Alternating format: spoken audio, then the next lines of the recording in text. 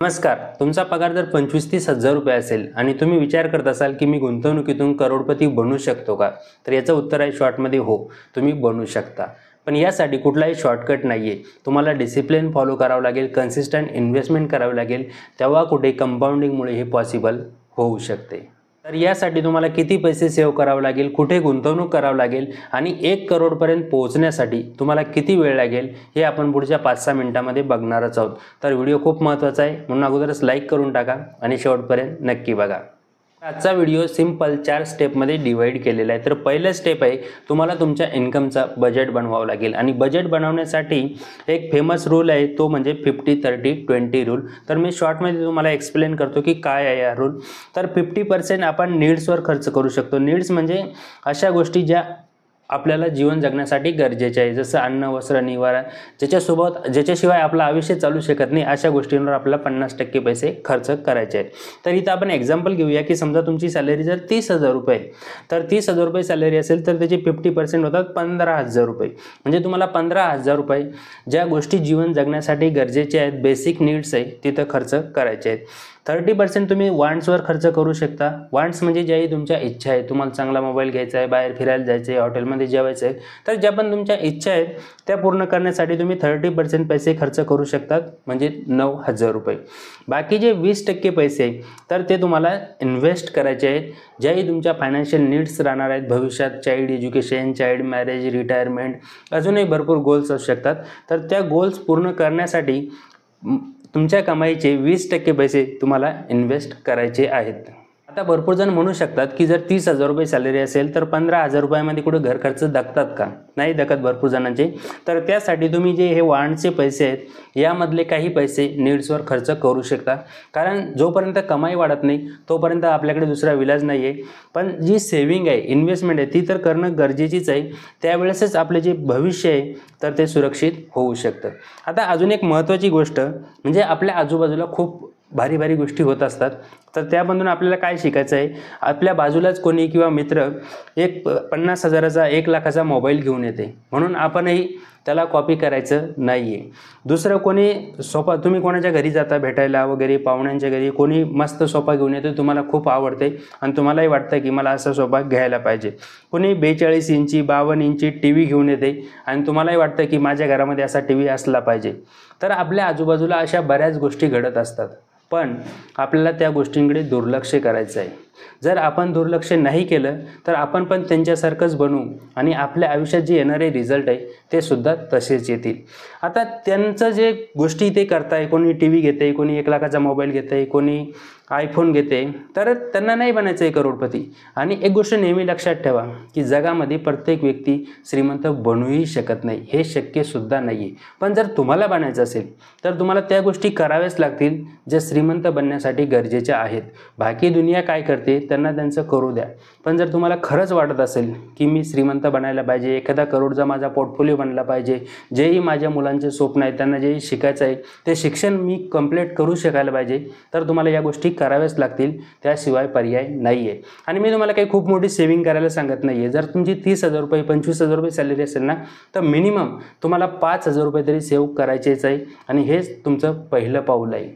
Step number 2 आहे योग्य ठिकाणी इन्व्हेस्ट करा. ज्यादातर लोक FD, सुकन्या योजना, पोस्ट ऑफिस, गव्हर्नमेंट स्कीम्स अशा ठिकाणी पैसे इन्व्हेस्ट करतात, जिथं त्यांना 6-7-8% पर्यंत रिटर्न भेटते. पण तेवढे तर इन्फ्लेशनच वाढत आहे म्हणून त्यांचे जे रिअल रेट ऑफ रिटर्न होते ते 0 असते.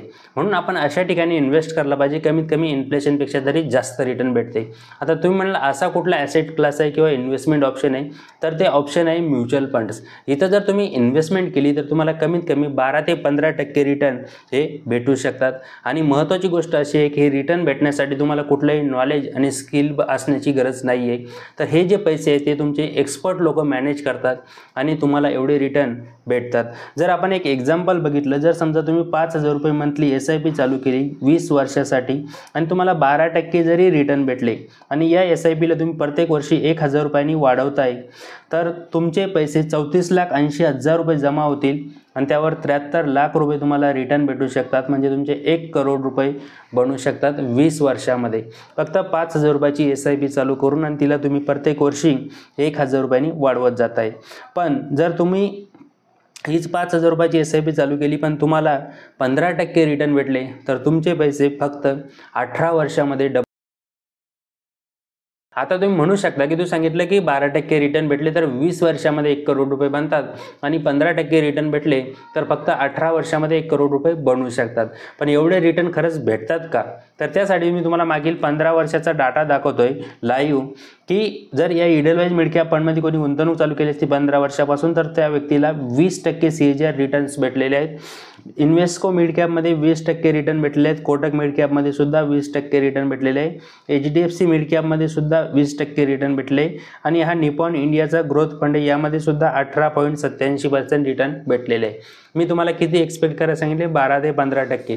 तर जर हे आपण डाटा बघितला तर मला असं वाटतं की एवढे 12 ते 15% रिटर्न म्युच्युअल फंडमध्ये पुढेही भेटू शकतात, म्हणून मी तुम्हाला सांगतो. नंबर 3, इन्कम वाढवण्यावर तुम्हाला फोकस करावं लागेल. तर तुम्ही इन्कम वाढवण्यासाठी काय काय करू शकता? तर पहिली गोष्ट तुम्ही विचार करा की तुम्हाला प्रमोशन मिळवण्यासाठी जॉबमध्ये किंवा नवीन पोस्टवर जाण्यासाठी काही नवीन स्किल शिकता येऊ शकते का, जेणेकरून तुम्ही वरच्या पोस्टवर जाल आणि तुमची इन्कम वाढेल, पगार वाढेल. तर याबद्दल तुम्ही काही करू शकता का? एकदा विचार करा.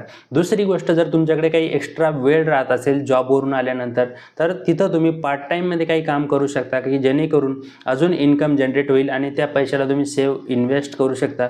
तर याबद्दल सुद्धा तुम्ही विचार करू शकता. किंवा जर कुठून तुमच्याकडे एक्स्ट्रा पैसे आले, तुम्हाला बोनस मिळाला, इन्सेंटिव्ह भेटला ऑफिसमधून, तर प्रयत्न करा असे पैसे म्युच्युअल फंडमध्ये लमसम करण्याचा, जेणेकरून की तुमची जी इन्व्हेस्टमेंट आहे ती व्हॅल्यू जास्त बनेल आणि जास्त व्हॅल्यू तुम्ही इन्व्हेस्ट केली तर जास्त तुम्हाला रिटर्न भेटतील. आता स्टेप नंबर 4 आहे डिसिप्लिन फॉलो करावं लागेल.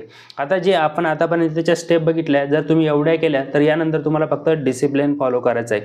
आपण पहिली स्टेप बघितली की आपल्याला बजेटिंग करायचं आहे. पहिले सुरुवातीला कमीत कमी 5,000 रुपये बाजूला काढायचे आहे आणि त्यानंतर आपण बघितलं की त्याला SIP थ्रू इन्व्हेस्टमेंट करायची. नंतर आपण बघितलं की आपल्याला इन्कम वाढवण्यावर फोकस करायचा आहे आणि ही आता जी मी स्टेप सांगतो ही लास्टची स्टेप आपल्याला फॉलो करायची आहे आणि ती म्हणजे डिसिप्लिन. न चुकता आपल्याला SIPचे कन्सिस्टंट पैसे इन्व्हेस्ट करायचे आहे, जेणेकरून की आपली वेल्थ क्रिएट होऊ शकते.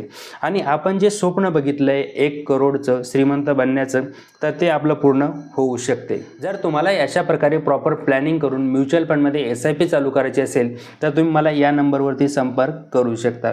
मी एक MP registered mutual fund distributor आहे, तर तुम्ही माझी मदत घेऊ शकता. आणि जर बाकी आजचा जर व्हिडिओ आवडला असेल तर लाईक, शेअर, सबस्क्राईब नक्की करा. खूप खूप धन्यवाद.